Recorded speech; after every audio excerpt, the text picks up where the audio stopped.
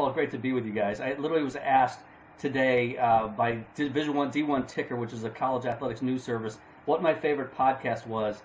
And I said, there's only one podcast I'll listen to, and it's Birds Fans Forever. So that will probably be in some kind of national publication coming up. So just wanted to make sure that all Bird fans are watching Bird Fans Forever and listening.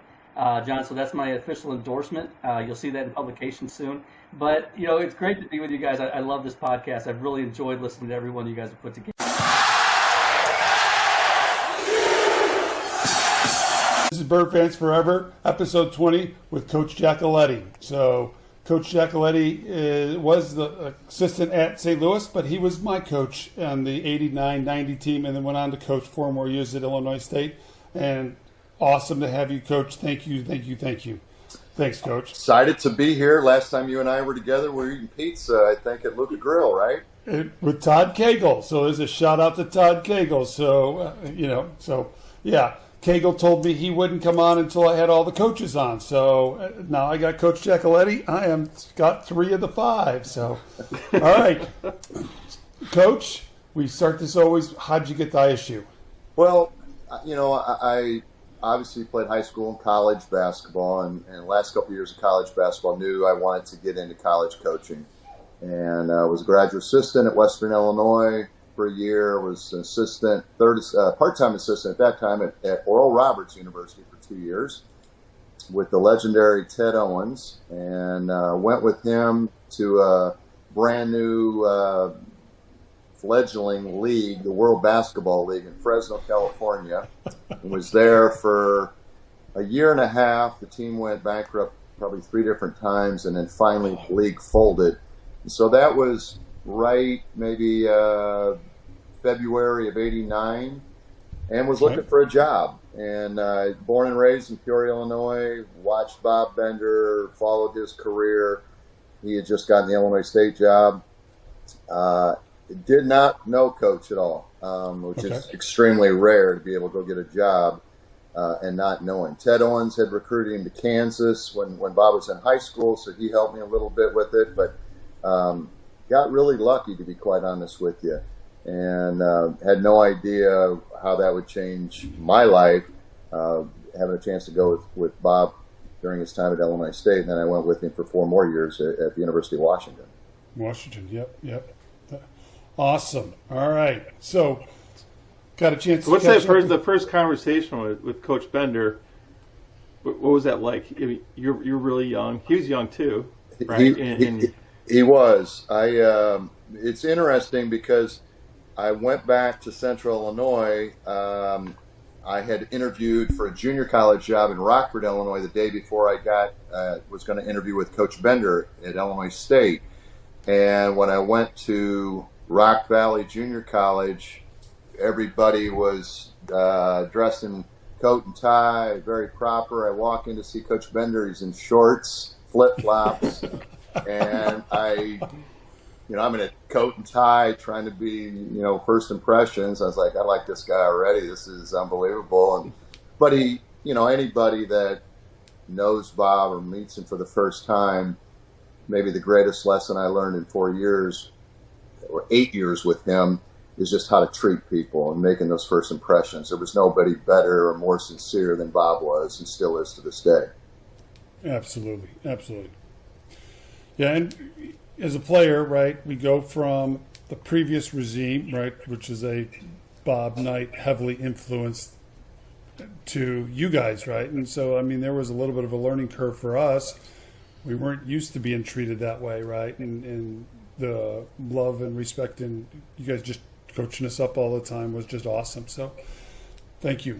And I got a chance to talk to Sonny and Gerard, and they both wanted to tell you thank you, right? That's the first things they said to me was, tell Coach thank you, right? And so, and you guys don't have any idea of just, especially for somebody as young as I was at the time, to be around guys like you, not only as people, but work ethic. And a lot of that, literally, until I just retired 2 months ago, those were my first impressions, and those were how it's supposed to be and supposed to be done, was your group.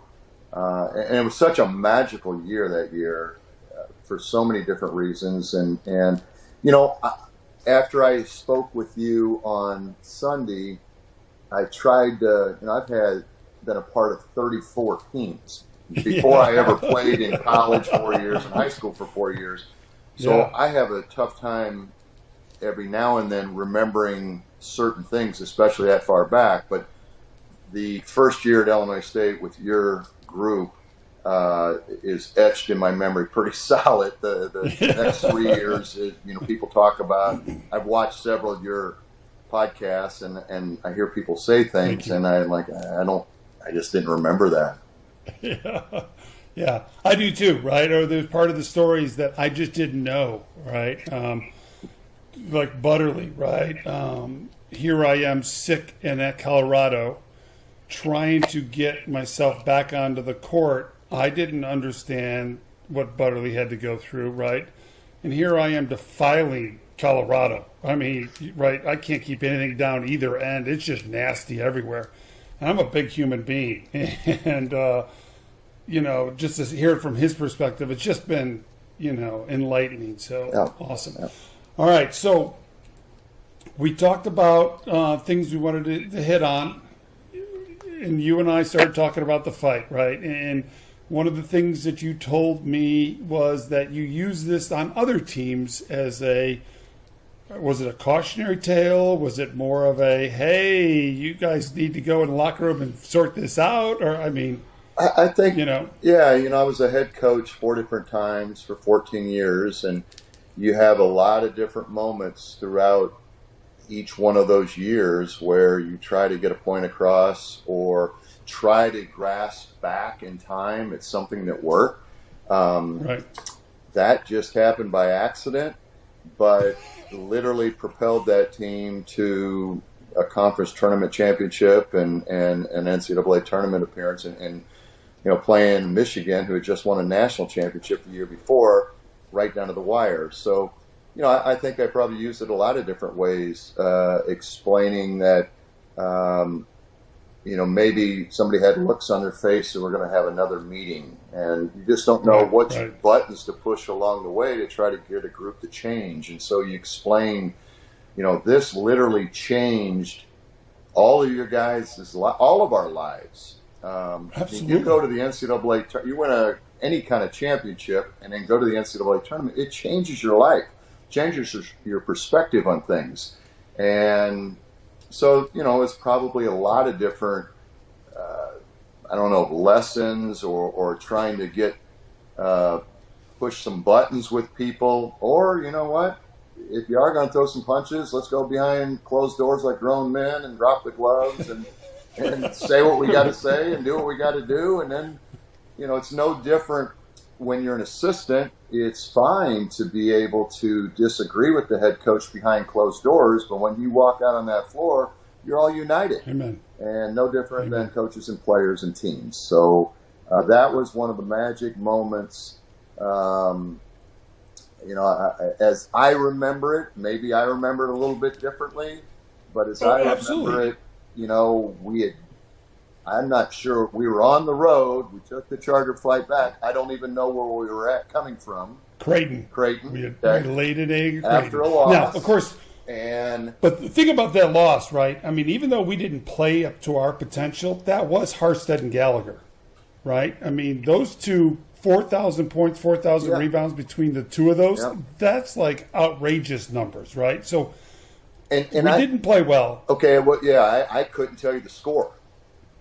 I'd have to look it up too. I don't remember it either. I just remember we got off to a really tough start on the season. I can't remember even what our record was at that point.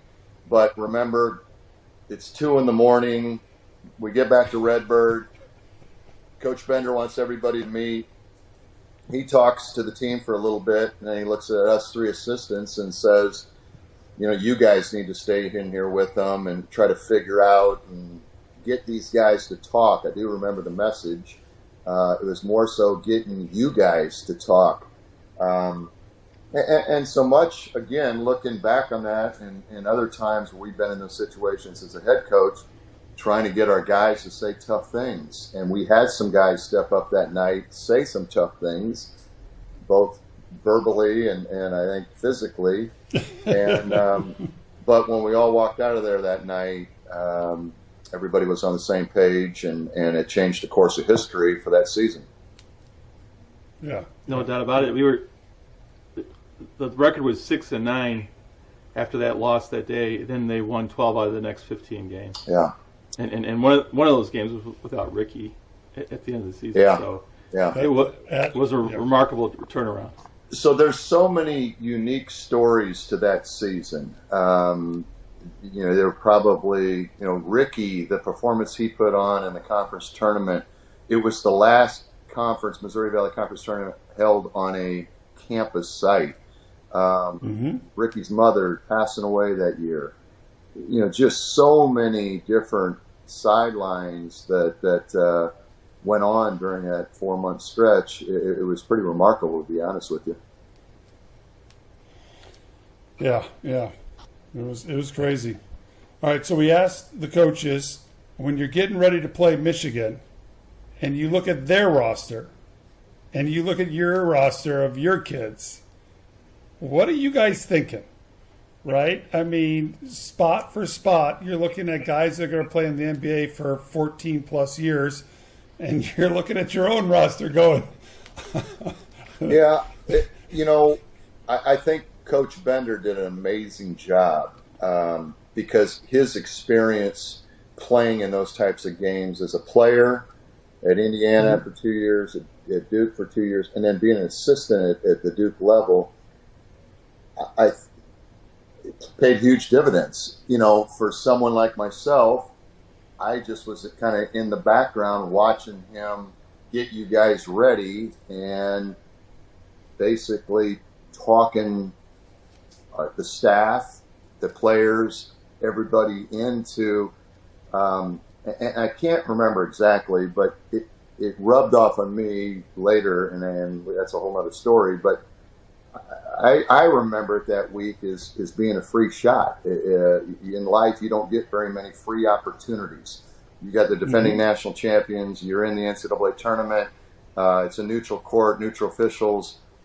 You have just as much an opportunity as anybody else, and within that 6-day period. 33-29, Illinois State by 4 with pull-up. Jump straight up, keep that jump shot, come straight down to avoid that charging foul. That's all you can ask. Yeah, we finished with probably arguably our best game of the season, right, against the best competition. So, Coach, you went to Washington. You were with Coach Bender out there as an assistant coach, and then I think it was after 4 years you got an opportunity to be a head coach at North Dakota State, right? Yep. So tell us about that. Becoming a first-time head coach, and what's the difference of going from assistant coach to head coach, and especially the first time? Yeah, it's hard to describe. It's overwhelming. I was lucky, to be quite honest with you, at the time for a couple different reasons. North Dakota State was Division II at the time. They're Division I now. But they operated like a mid-major Division I program. See, them and University of North Dakota State's the only thing in that whole region up there. From TV shows to radio shows. So, two things. I got exposed to how they do it at any other mid-major or higher program with your own TV show, with radio shows. But it also was a little bit off the beaten path, that if I made a mistake or did something stupid, which was a pretty good chance of me doing that, it wasn't going to be national news. And so I had 3 years there to try to grow. It was overwhelming to try to find a balance, to try to find how I was going to kind of conduct myself in good times and tough times.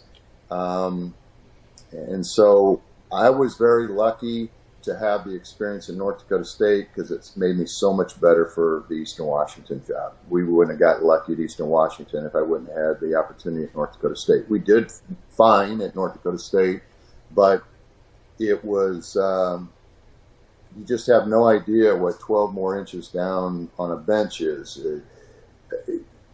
Every decision, you got to make the final decision.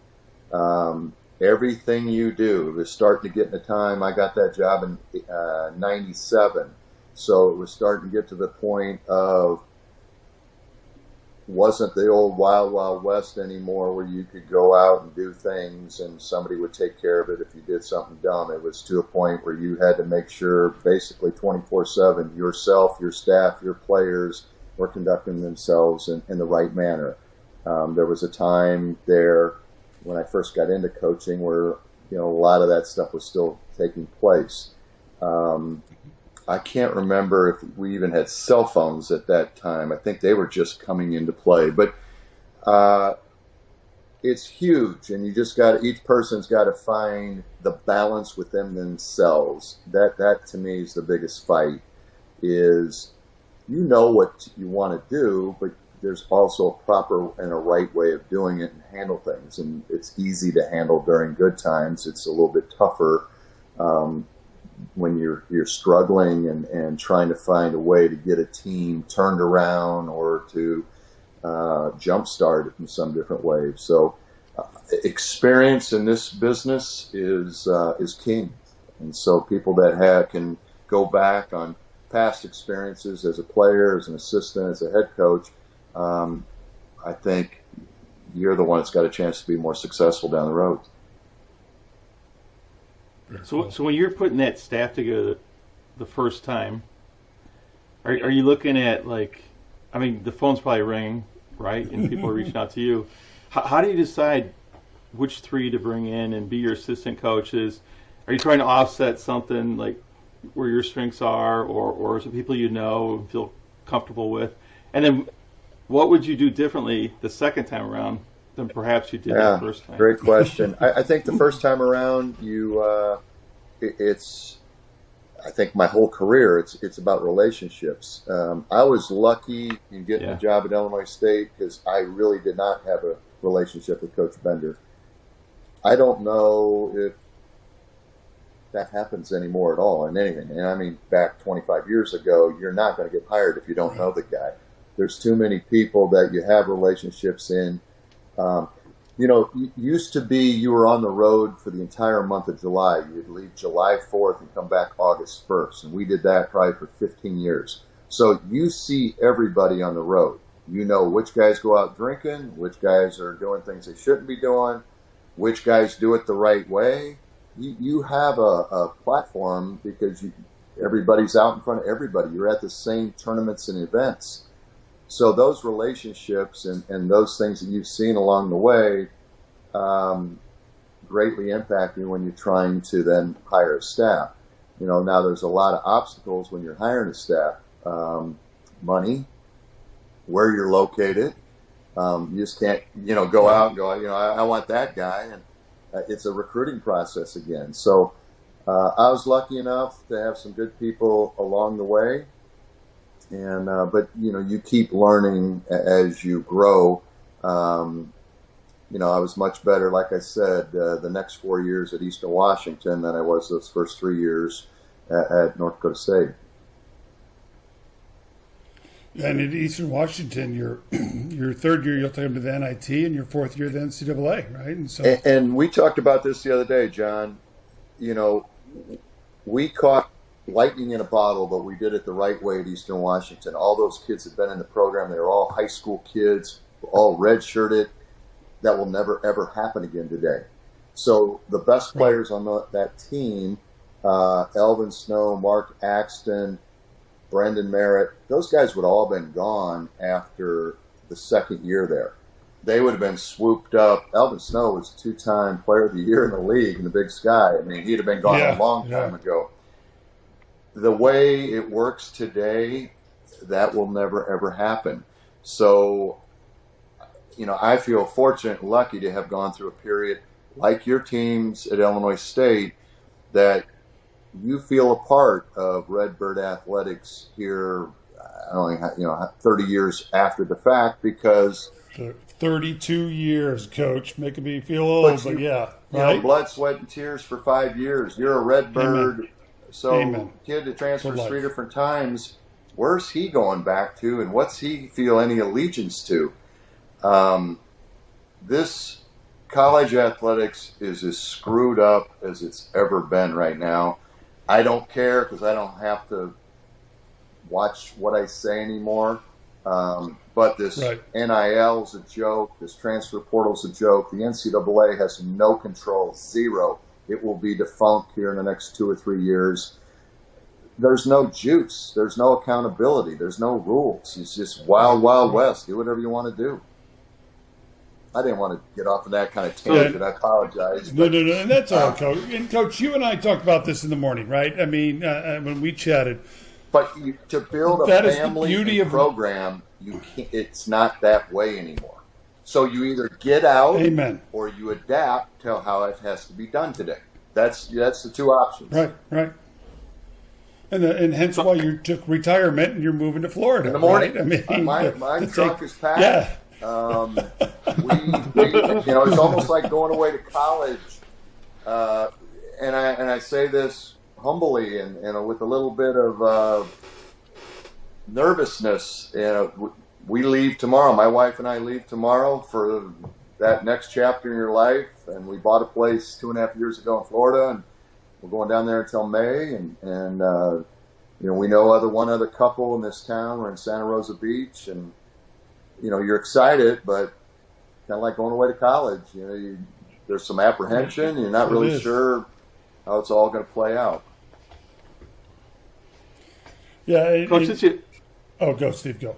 I want to bring it up. Since you brought it up, I do want to hear some of your thoughts. I mean, and quite frankly, I appreciate your frankness, being candid and frank about it too. Because as fans, you sit there, especially fans of like a mid-major, program, and you sit there and think, how does this end well, right? And there's been so much transformation, and it's just chaos. I mean, how do you manage that transfer pool? How does the coaching staff manage that when there's 30% of the athletes are entering the portal? Yeah, I don't know if there's a good answer for that. Everybody's learning along the way, but I do know that transfer portal's not the answer.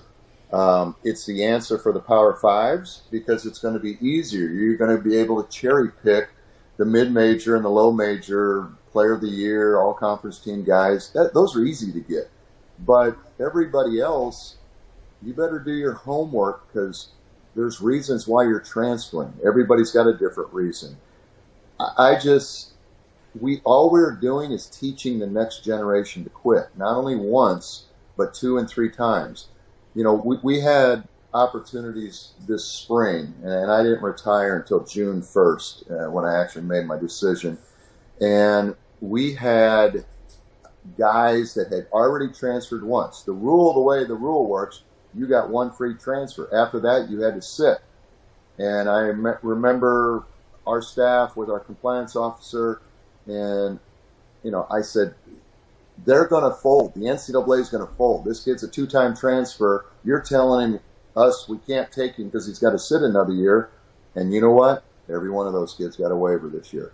So I don't have the answer. That's why I got out. I got buddies that are still in it who have to adapt. That's just simply, if you're going to survive, you got to kind of figure out a plan.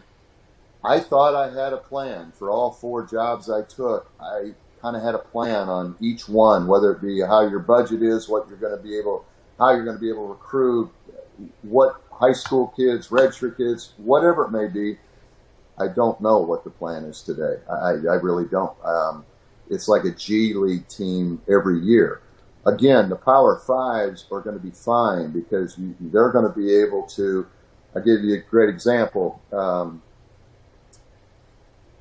Steve, that's got the Wake Forest job, Iowa guy. Love him. God, I'm getting Alzheimer here. He turned that thing around quickly, and it was done with transfers. That Power 5 level, you can go get the best player that was at Indiana State, which he had this year, and got drafted. I mean, he was a first-round pick. So you have to look at the level you're at, the school you're at, and then try to figure your plan out. Again, those 5 Power 5 conferences are going to be fighting it out for the best players in the mid-major, the all-conference players in the Valley, the Mountain West, whichever it may be. I don't know what the plan is.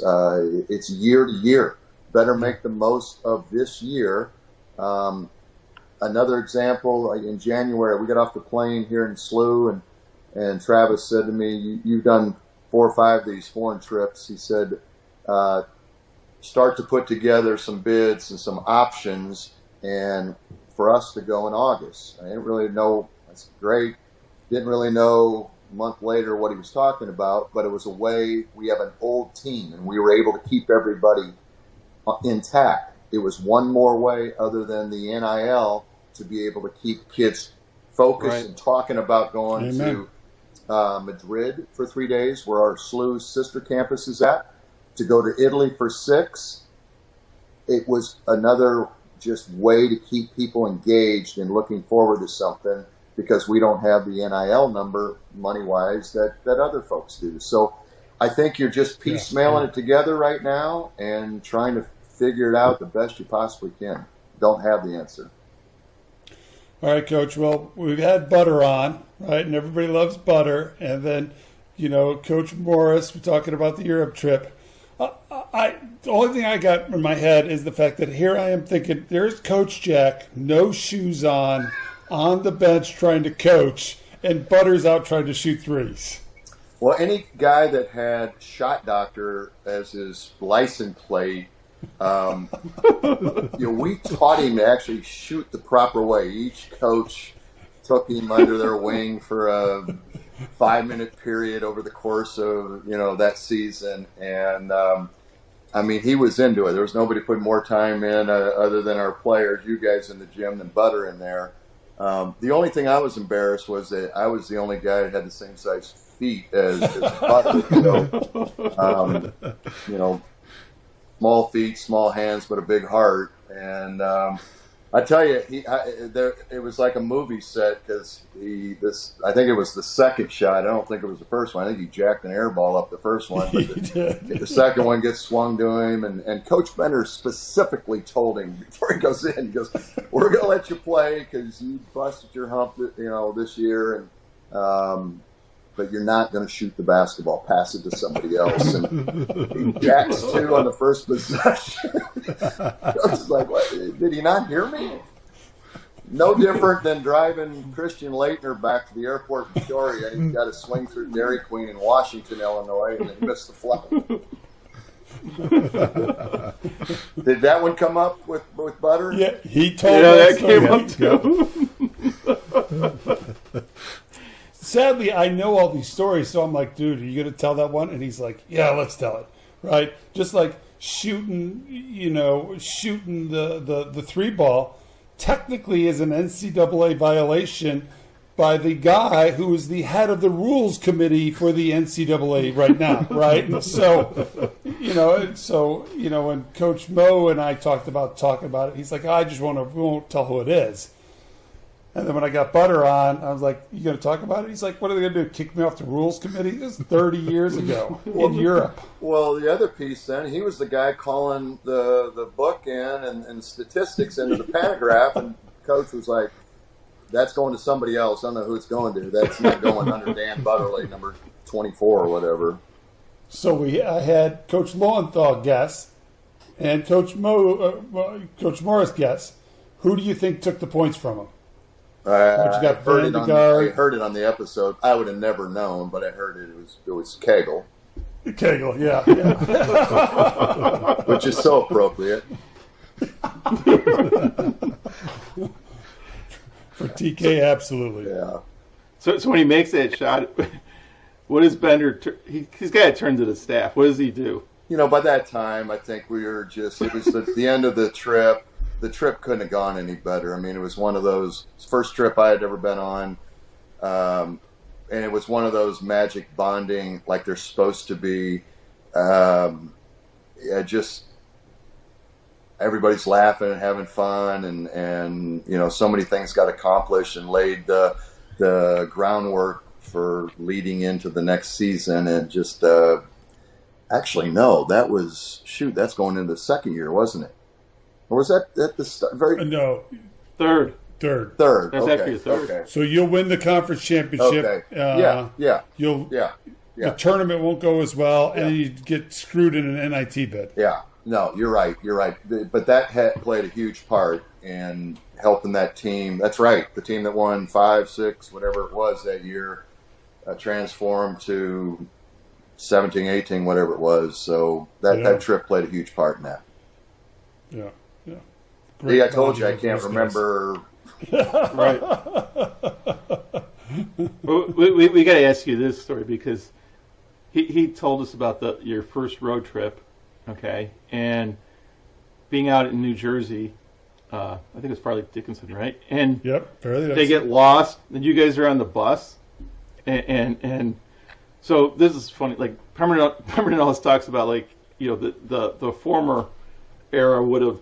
Those guys have been crucified, and their bodies would have been. They just would have hired somebody out of New Jersey, and the bodies would be still next to the office somewhere, right? I mean, no, I heard Dan tell the story on the podcast, and literally, I can't remember it. That's again tells you a little bit about it wasn't a big deal. He knew how hard those guys worked. He wasn't going to chastise them in front of their peers, and so. When Dan told the story, I literally was like, I have no idea. You put a gun to my head, I couldn't remember that.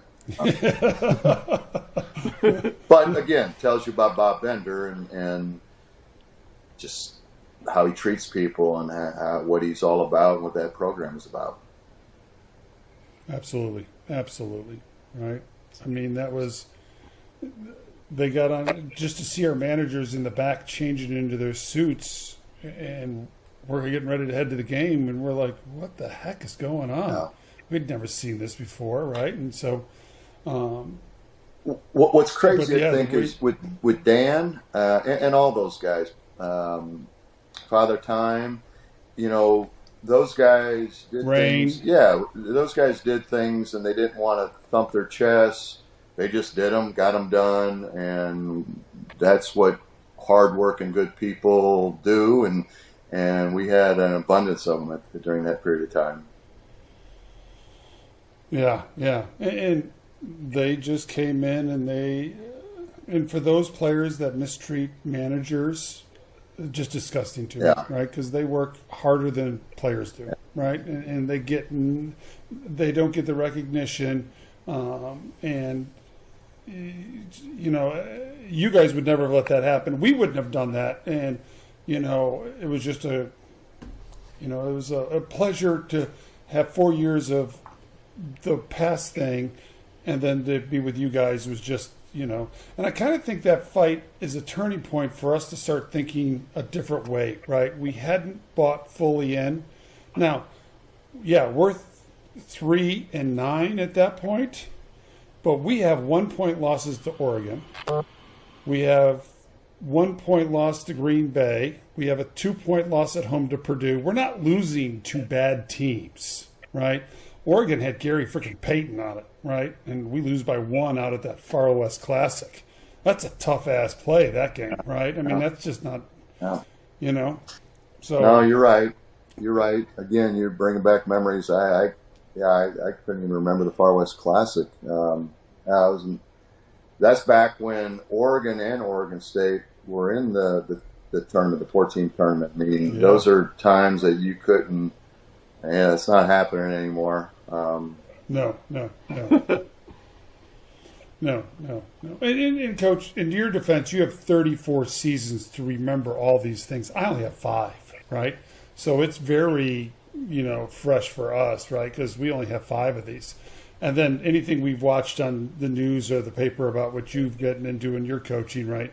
So, all right, Steve, where are we going with the next question?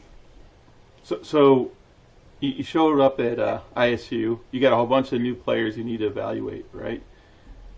Which group did you work with? Did you work with the guards or the bigs, or? I can't even remember what I worked with at Illinois State. The rest of my career, I worked with the bigs, and I do remember now because I worked with Coach Lowenthal with the bigs, and I was lucky. I was around. Coach Lowenthal had been a head coach already.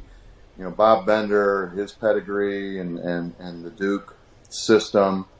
Billy King was young like I was. In fact, we lived together for 3 years, but was two-time National Defensive Player of the Year.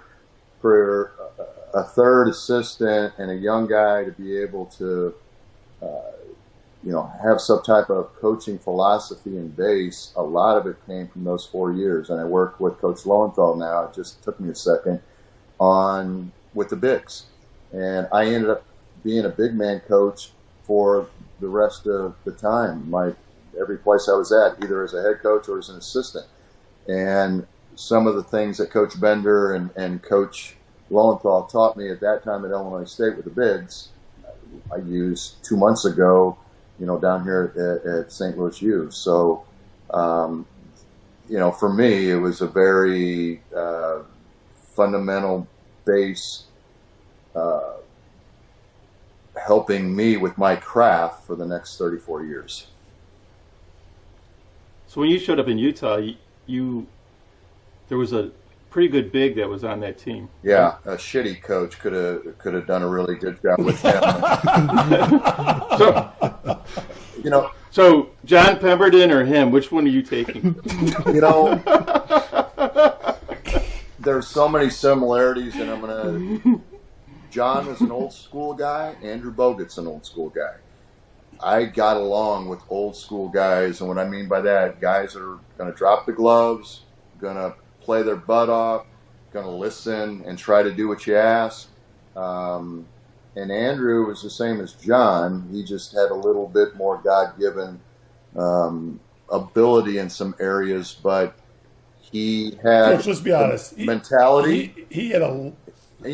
Andrew, I know his first player. He had a lot more talent. Andrew was an old school soul. He did all the tough things, and he was all about winning. No different than John, is or was. Great story about Andrew. 2 things. One, he asked before the season, what do I need to do? Because it took us. I literally did the press conference and left the building, and somebody drove me to the airport and got on a plane and flew 18 hours because I had to go through L.A. to Australia to have dinner with his mom and dad, and got up the next morning and flew back just to try to show them how committed I was. I was longer in the air, obviously, than I was on the ground.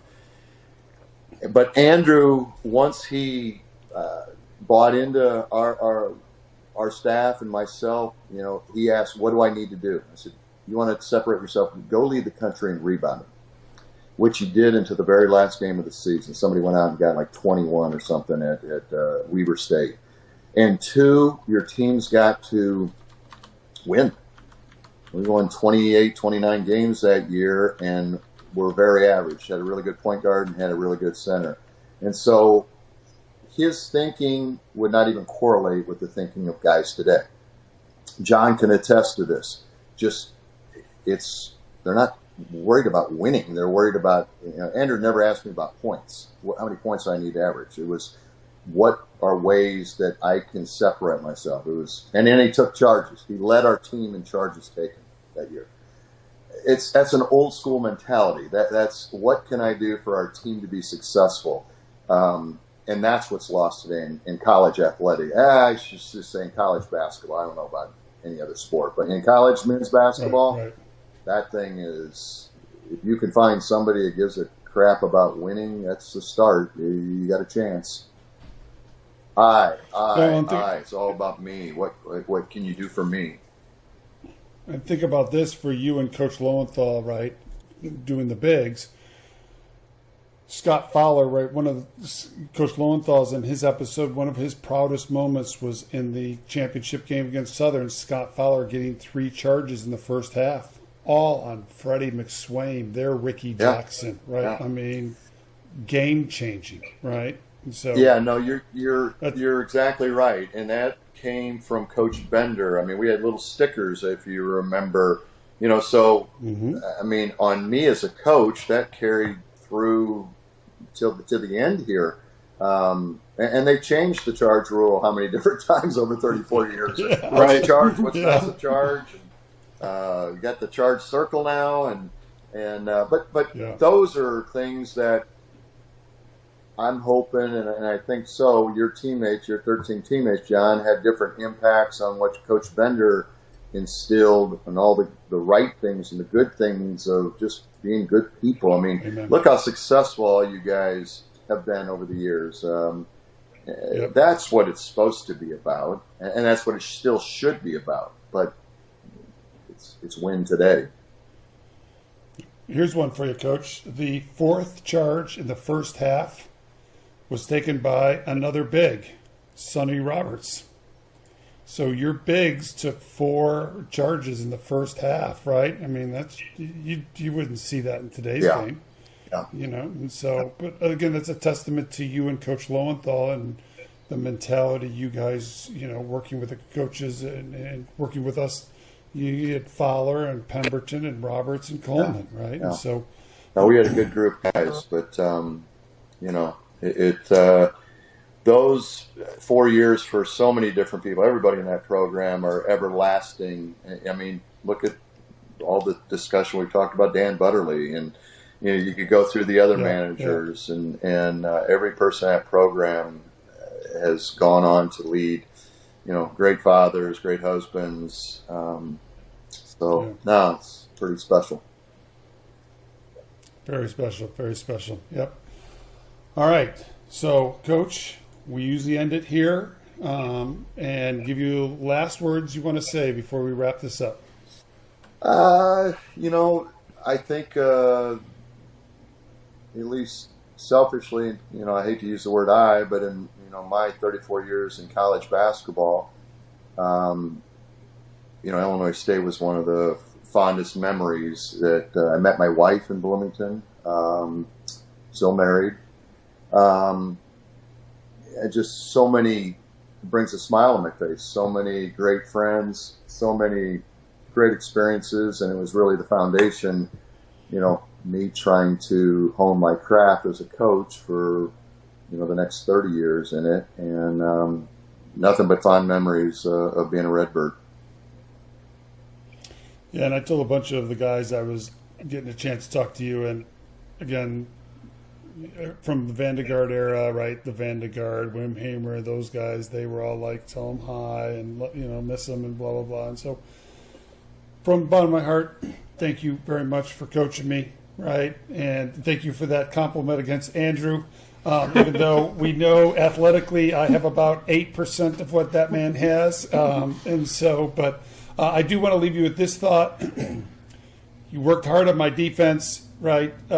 Gerard and Sonny in the quarterfinal game hold Chad Gallagher to 6 points and 6 rebounds. And then Scott and I have Harstead, and we held them to 20 in the first half, and we held them to 14 in the second, and we got that game won. And I'm not sure you'd like you want to take credit for the Gerard and Thank God Sonny you worked effort. in that defense. Yes, Scott and I must have moved over to Coach Morris at that point for that week of practice. Nobody took credit for good or bad. You just were proud to be a part of it, and just tried to do what you could do to try to make it a more positive experience. So, great memories and great people. At this point, we're going to wrap this up. This is Bird Fans Forever, episode 20, with Coach Giacoletti, Coach Jack. We are signing off. Thank you, everybody. John, hit it. Thank you. Thanks,